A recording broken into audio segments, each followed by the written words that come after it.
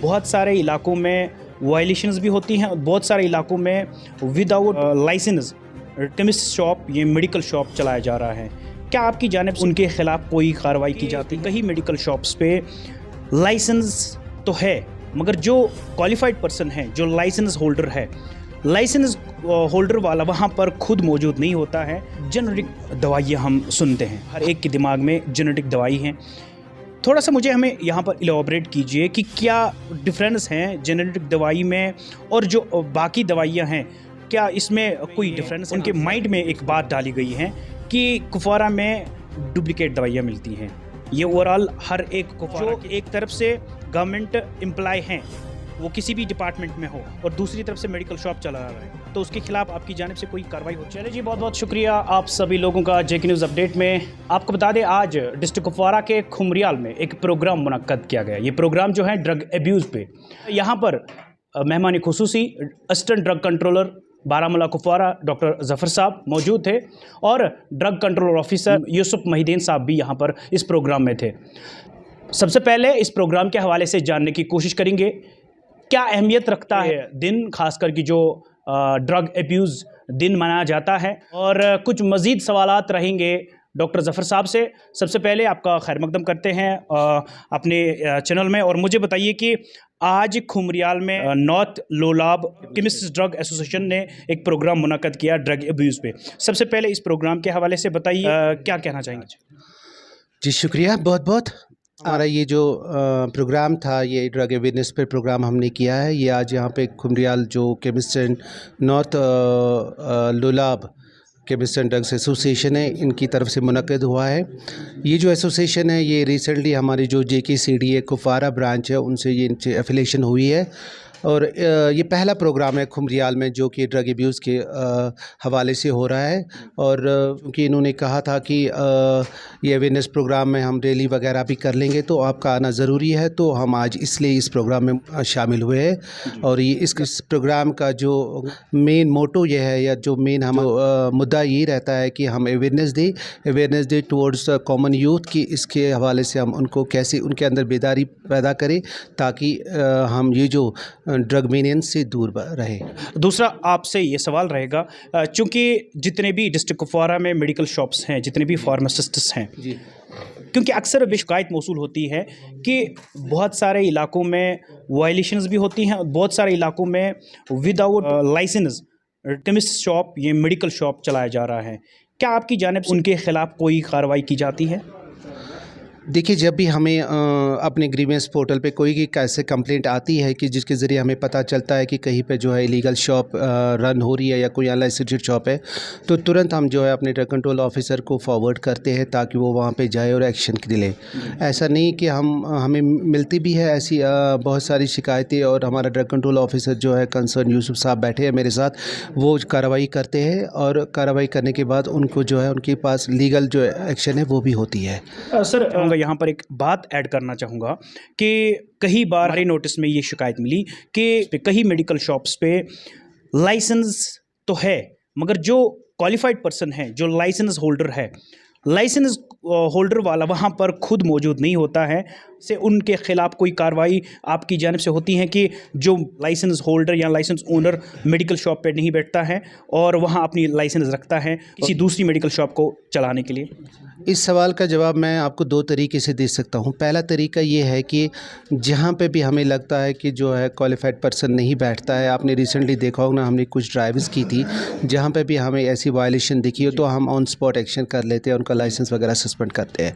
लेकिन चूँकि ये मुद्दा आहिस्ता आहिस्ता जो है बढ़ता है, तो इसके अलावा हवाले से हम कल ही बात कर रहे थे, इसमें हमने ये सोचा है कि जितने भी ये अरेंजमेंट बेसिस लाइसेंसेस है, जहाँ पे क्वालिफाइड पर्सन एक रहता है और प्रोपराइटर दूसरा रहता है, जिसमें हमेशा हमें ये जो होती है परेशानी लगती है कि कल को ये क्वालिफाइड पर्सन वहाँ पे नहीं बैठेगा।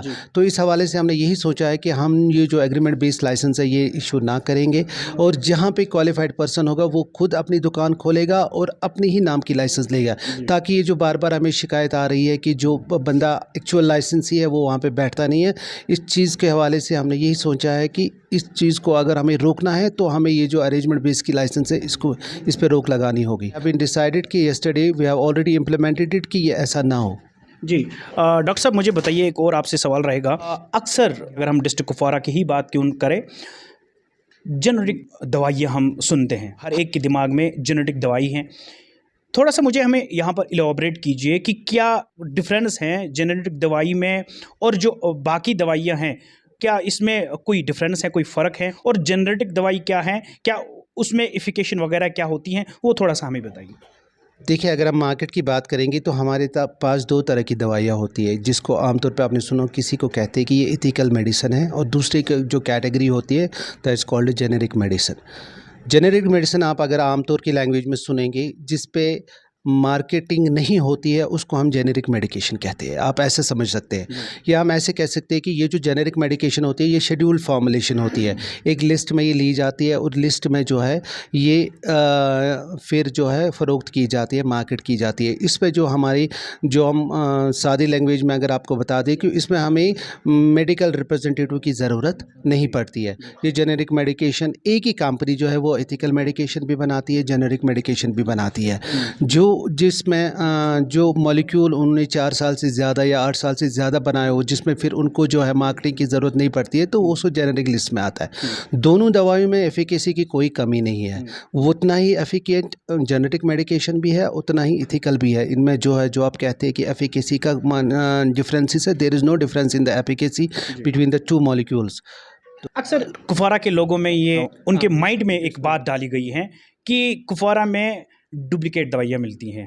ये ओवरऑल हर एक कुपवारा के जितने भी लोग हैं वो कहते हैं कि कुपवारा में ऐसी दवाइयाँ मेडिकल शॉप वाले नहीं रखते जिनमें वो असरदार हों, कि जिनसे एक मरीज़ ठीक हो। तो इसमें ज़्यादातर कुपवारा के लोग यही सोचते हैं कि ये लोग जेनेटिक दवाई बेचते हैं। इसके हवाले से मैं कुपवारा लोगों से ये बताना चाहता हूँ कि एक रीसेंट सर्वे हुआ था 2014 में बाय द सेंट्रल एजेंसीज़, जिसमें करीबन जो है 2600 मॉलिक्यूल्स यहाँ पे लिफ्ट किए गए थे, ये बताने के लिए कि क्या ये दवाई जो है ये इनमें एफिकेसी है कि नहीं है। तो ये पाया गया है कि less than 0.2% of the molecules है वो सिर्फ नॉट ऑफ स्टैंडर्ड क्वालिटी है, यानी कि स्प्यूरियस भी नहीं है, यानी कि ये भी नहीं कह सकते कि वो सुपीरियर, वो उसमें एफिकेसी नहीं है। ऐसा एक मिथ बना हुआ है कि इस दवाई में जो है ये स्प्यूरियस है या डुप्लीकेट दवाई है, ऐसा कोई कंसर्न नहीं है। डिपार्टमेंट जो है रैंडम सैम्पलिंग करता है, सैंपल लिफ्ट करता है, एनालिसिस के लिए भेजता है, वहाँ से हमें टेस्ट रिपोर्ट्स आती है, और जिस दुकान से या जिस भी आउटलेट से या जिस भी हम डिस्ट्रीब्यूटर से कोई भी जो सैंपल उठाते हैं उनको हम टेस्ट रिपोर्ट भी प्रोवाइड करते हैं। चाहे तो आप वो जो है देख भी सकते हैं, हमारे ऑफिस में आ सकते हैं, हम आपको वो रिपोर्ट्स भी दिखा सकते हैं। तो ऐसी जो डुप्लीकेसी की जो मिथ बनी हुआ है माइंडसेट में, जो है ऐसा कुछ भी नहीं है मार्केट में, ऐसा नहीं है। डॉक्टर साहब मुझे बताइए कि चूँकि जब ड्रग की बात आई, ड्रग ना सिर्फ चरस है या गांजा है या अफ्यूम है या ब्राउन शुगर है, ड्रग मीन्स कि मेडिकल शॉप्स पे भी कुछ ऐसी दवाइयाँ हैं जिसको आम तौर पर एनआरएक्स बोलते हैं, तो वो भी एक नशीली वाली दवा है।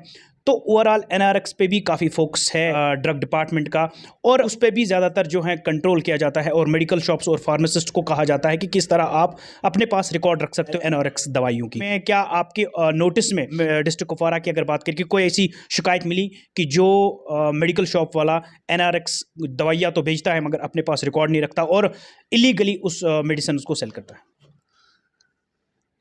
इससे पहले मैं इस बात का जवाब दूँ, मैं आपको बताना चाहता हूँ कि एक रीसेंट सर्वे हुआ था 2023 में, जिसमें ये बताया गया था कि कश्मीर के अंदर, या पर्टिकुलर आप कह सकते हैं जितने भी बॉर्डर एरियाज़ है कश्मीर के अंदर, इसमें कौन सी ऐसी चीज़ है जिससे ड्रग अब्यूज़ होता है।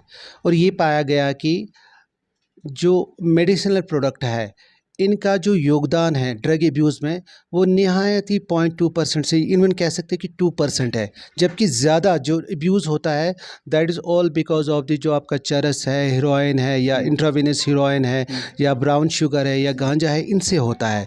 अब अगर आप बात करेंगे मेडिसिनल प्रोडक्ट की, जैसे आपने पूछा कि एनआरएक्स, जिसको हम एनआरएक्स कैटेगरी में ले लेते हैं, आपने खुद भी ये मुआयना किया होगा कि जिस भी दुकान पे हम जो एनआरएक्स दवाई रखते हैं उनके साथ जो है उनके एनआरएक्स रजिस्टर होती है, जिसमें वो स्पेशल रिकॉर्ड उसके बारे में रहते हैं।